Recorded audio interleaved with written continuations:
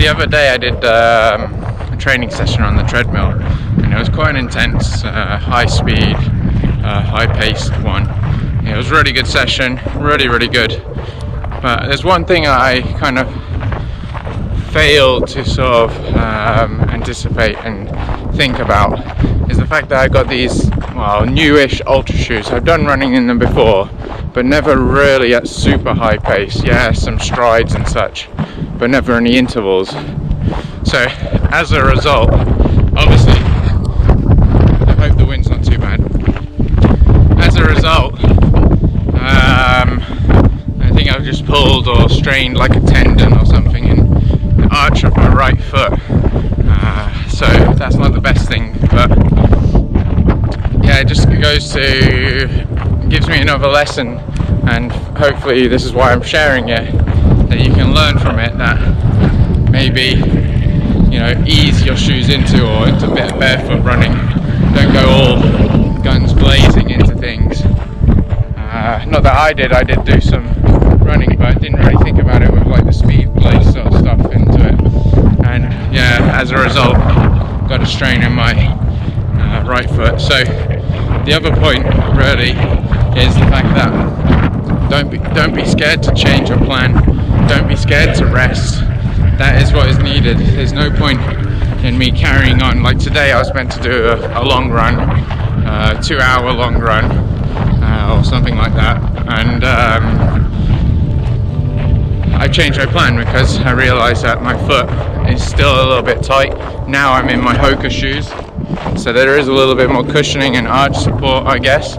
But just because there is a support and you can't feel it as much doesn't mean it's not there, because when I walk normally without it, there is still that sort of discomfort. So you're just masking the pain, just like when you take an ibuprofen or something for a headache.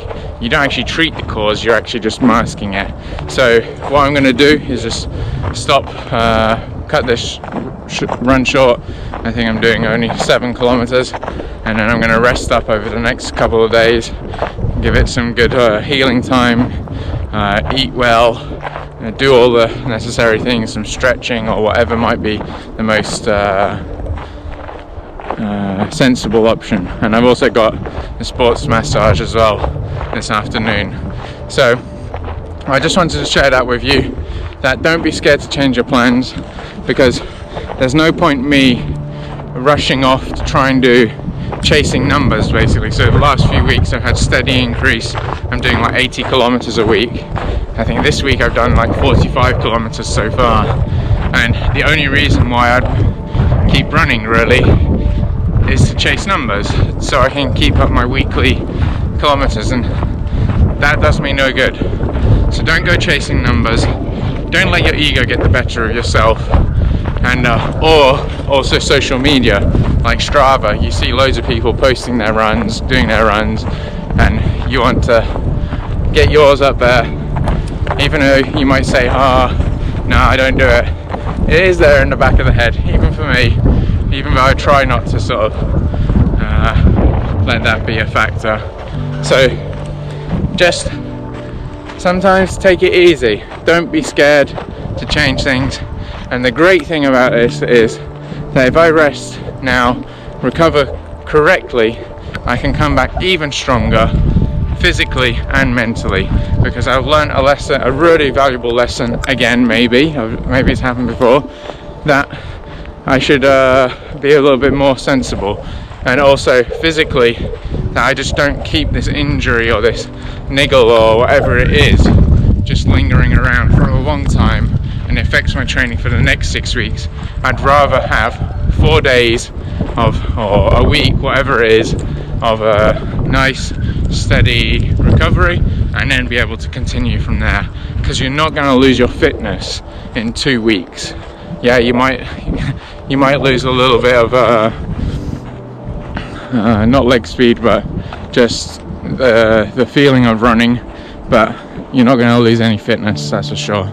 Right, just wanted to share that with you. Hope it's of use. Have you had any ongoing issues or anything like that, or things that are bothering you, things that you've learned and you'd like to share? Then please do let me know and other people know in the comments below, because sharing is caring, my friends. As always, I've got another point just to share, and that's, you know, you look at athletes and professional runners or whatever sport they're doing, and yeah, they might be out training super quick and pushing their bodies to the limits, but that's their job. They're paid to do that by their sponsors, by their funders. You know, they've got to go and do that because that's their job. So they put their body and their health and their everything else on the line. We are not paid athletes, so why take the risk? Because that's what they're doing. Obviously they also have a lot of support around them, you know, medical support, and you never know who's doing what type of illegal EPO or whatever and steroids and such to boost and aid recovery. So just be wary of the fact that you're not a sponsored athlete, so you don't need to take them risks.